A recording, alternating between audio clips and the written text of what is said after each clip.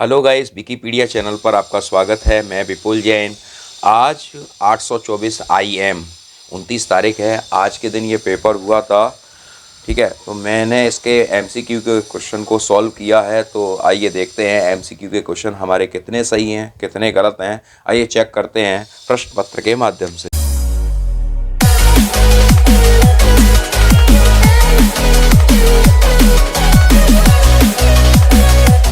यहाँ पर देखिए, यहाँ पर पहला क्वेश्चन पेपर है। पहला क्वेश्चन है, यहाँ पर लिखा हुआ है किसी अवतल दर्पण पर आपतित प्रकाश की किरण दर्पण से परावर्तन के बाद अपने ही मार्ग में वापस आ जाती है। यह किरण मुख्य अक्ष का परिच्छेदन करती है। तो मैंने इसका एक चित्र बनाया है, इसको चित्र के माध्यम से देखो। क्वेश्चन लिखा हुआ है, क्वेश्चन जरा मैं पढ़ देता हूँ जिससे आपको क्वेश्चन समझ में आ जाए। किसी अवतल दर्पण पर आपतित प्रकाश की किरण दर्पण से परावर्तन के बाद उसी मार्ग से वापस लौटती है। तो देखो, ये आपका सेंटर ऑफ कर्वेचर होता है, ये आपका फोकस होता है, ये आपका पोल होता है। देखियो, सेंटर और कर्वेचर से ही कोई किरण वापस लौटती है, आती है। तो ये इसका आंसर आपका वक्रता केंद्र हो जाएगा। इसका आंसर, राइट आंसर इसका वक्रता केंद्र हो जाएगा। सेकंड क्वेश्चन है इसका। सेकंड क्वेश्चन है, एक लेंस वस्तु की विशेष स्थिति के लिए आभासी सीधा और आवर्धित प्रतिबिंब बनाती है। लेंस होगा, उस लेंस के बारे में पूछ रहा है। एक लेंस वस्तु की विशेष स्थिति के लिए आभासी सीधा आवर्धित प्रतिबिंब बनाती है, लेंस होगा।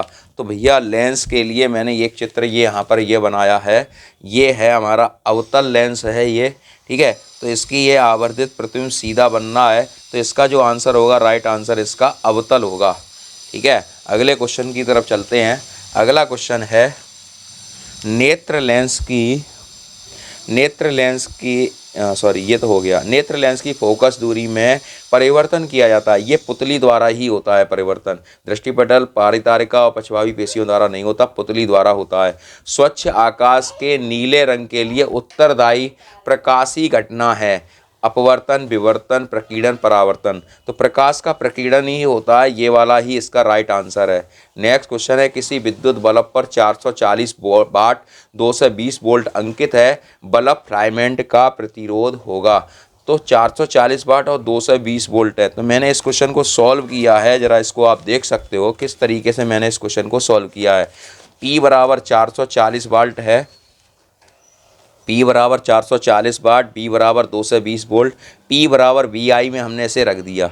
अब P की वैल्यू 440, 220 हो गया, 220 से 440 में भाग लगाया, 0 से 0 कट गया, 22 दूनी 44, I बराबर आ गया 2 एम्पियर।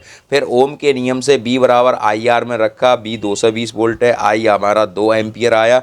2 से 220 में भाग लगाया, 110 प्रतिरोध आएगा, 110 ओम। ठीक है, अगले क्वेश्चन की तरफ चलते हैं। यहाँ पर देखो, 110 ओम ये आ रहा है आंसर। 110 ओम इसका आंसर, राइट आंसर है 110 ओम। नेक्स्ट क्वेश्चन की तरफ चलते हैं।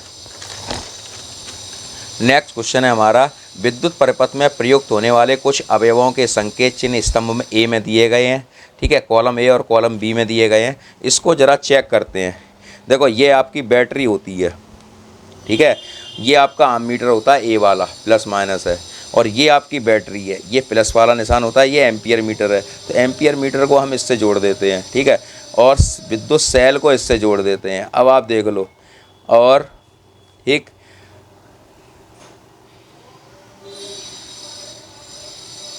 और ये वाला जो है, ये प्रतिरोध है, ये जो प्रतिरोध है, इसको पहले के तीसरे से जोड़ दो।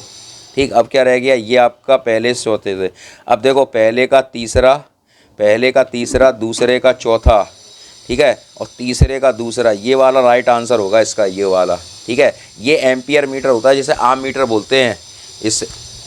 ये एम्पियर मीटर होता है जिसे आम मीटर बोलते हैं। ठीक है, चलिए आगे क्वेश्चन देखते हैं। किसी धारावाही परिनालिका को स्वतंत्रता पूर्वक लटकाने पर सदैव स्थिर होगी। तो भैया, धारावाही परिनालिका है, अगर उसमें विद्युत प्रवाहित कर देंगे तो वह नॉर्थ और साउथ पोल में ही रुकेगी और किसी पोल में नहीं रुक सकती। तो इसका राइट आंसर ये वाला होगा। अगर वह धारावाही परिनालिका नहीं है, अगर वो सीधी ऐसी एक नलिका है, वो लटक रही, तो वो किसी भी दिशा में लटक सकती है। तो इसलिए इसका राइट आंसर उत्तर दक्षिणी ही होगा।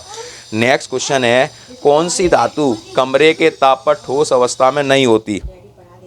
कौन सी धातु कमरे के ताप पर ठोस अवस्था में नहीं होती? तो मरकरी एक ऐसी धातु है जो द्रव अवस्था में होती है, ठीक है, लिक्विड रूप में होती है। अब अगला क्वेश्चन है, अम्ल और क्षार की अभिक्रिया से क्या प्राप्त होता है? जब अम्ल और क्षार को मिलाते हैं तो लवण ही बनता है और कुछ नहीं बनेगा, ठीक है। अम्ल और क्षार की क्रिया से लवण ही बनता है। अगला क्वेश्चन है, निम्नलिखित अभिक्रिया क्या है? CaCO3, ठीक है, in presence of heat CaO plus CO2। तो भैया ये आपका क्वेश्चन नंबर 10 है। यहाँ पर देखिए एक कंपाउंड है जो दो भागों में टूट रहा है। जब टूटने की अभिक्रिया आती है तो उसे बोलते हैं अपघटन अभिक्रिया। उसे क्या बोलते हैं? अपघटन अभिक्रिया, ठीक है। अगला क्वेश्चन है, श्रृंखला का गुण किस परमाणु में पाया जाता है? देखिए जितनी भी कक्षाएं बनती हैं किसी भी कंपाउंड की, तो वो गुण सिर्फ कार्बन के पास होता है और किसी भी कंपाउंड के पास नहीं होता। नेक्स्ट क्वेश्चन है क्वेश्चन नंबर 12। क्वेश्चन नंबर 12 है। क्वेश्चन नंबर 12 में यहाँ लिखा हुआ है, निम्नलिखित में एल्काइन क्या है? एल्केन में ANE होता है, ठीक है, सिंगल बॉन्ड होता है। ENE में डबल बॉन्ड होता है और बाई NE में ट्रिपल बॉन्ड होता है। तो यहाँ पे लिखा है निम्नलिखित में एल्काइन है, CH3 single bond CH, double bond CH2, CH3 single bond C, triple bond C। ये वाला आंसर इसका राइट आंसर, क्योंकि एल्काइन इसी में बन सकता है और किसी में नहीं बनेगा, ठीक है। लास्ट है क्वेश्चन नंबर 13, ईंधन और औषधियों के रूप में प्रयोग होता है।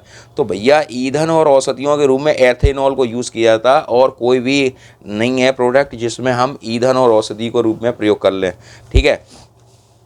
अगला है, गुर्दे की इकाई से उत्सर्जन की प्रक्रिया में भाग लेती है। उत्सर्जन हमेशा किडनी में होता है और किडनी कहाँ होती है? नेफ्रॉन में होती है, शुक्राणु में होती है, ठीक है। यहाँ पे लिखा है unit of kidney which take part in process excretion, nephron में होता है और किसी में नहीं होता, ठीक। पौधे में जाइलम किसके लिए उत्तरदायी होते हैं? पौधे में जाइलम जल का संवहन करते हैं, पौधे में जाइलम जल का संवहन करते हैं, ठीक है। नेक्स्ट क्वेश्चन देखो, स्वपोषी पोषण।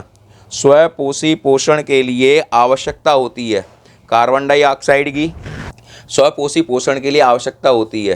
तो स्वपोषी पोषण है उसके लिए आवश्यकता होगी कार्बन डाइऑक्साइड की, जल की, क्लोरोफिल की, सूर्य के प्रकाश की।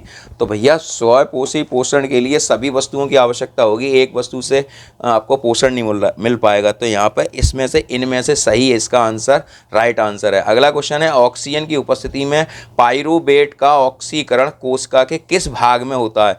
तो माइटोकॉन्ड्रिया में पाइरूवेट ऑक्सीकरण का भाग होता है, ठीक है। नेक्स्ट क्वेश्चन है, मेंडल ने अपना प्रयोग किया था। मेंडल ने अपना प्रयोग मटर के उत्पादन के लिए नहीं किया है, मटर पर जरूर किया था, लेकिन उन्होंने क्या वंशागति के अध्ययन के लिए किया था कि एक पौधे को कैसा पौधा आ रहा है, नाटा आ रहा है, लंबा आ रहा है, संकर लंबा आ रहा है या संकर छोटा आ रहा है। तो इसके अध्ययन के लिए यानी वंशागुण यानी जेनेटिक पोजीशन को चेक करने के लिए उन्होंने, यानी इसका आंसर 18A का राइट आंसर है। मेंडल ने अपना प्रयोग वंशागत गुणों के अध्ययन के लिए किया था। निम्नलिखित में से कौन ओजोन परत क्षरण के लिए जिम्मेदार है? तो क्लोरोफ्लोरोकार्बन ओजोन परत के मतलब क्षय के लिए वह जिम्मेदार है। लास्ट क्वेश्चन है इसका, इसमें लिखा हुआ है, निम्नलिखित में से कौन आहार श्रृंखला का निर्माण करता है? तो भैया आहार श्रृंखला सबसे पहले होता है उत्पादक, ठीक है, अपघटक, उपभोक्ता, ठीक है। इस तरीके से चलते हैं, उत्पादक, उपभोक्ता, अपघटक, ठीक। तो सबसे पहले आता है घास। अब घास के बाद गेहूँ आ गया, तो घास और गेहूँ एक ही चीज़ है। फिर आम आ गया, ऐसा नहीं चलेगा। बकरी आ गई, फिर गाय आ गई, हाथी आ गई, ये भी गलत है। फिर घास आ गई, बकरी आ गई, मानव आ गई, ये भी गलत है, ठीक है। हाँ ये सही है, घास, बकरी, मानव, पहले घास फिर शाकाहारी और फिर सर्वाहारी, ये वाला राइट आंसर है बी, ठीक है। नेक्स्ट पार्ट के लिए आपको वॉल्यूम 2 में आपको नेक्स्ट वीडियो मिल जाएगी। तब तक के लिए देखते रहिए विकिपीडिया चैनल। जय जिनेंद्र, जय हिंद, जय भारत। आपका दिन शुभ रहे।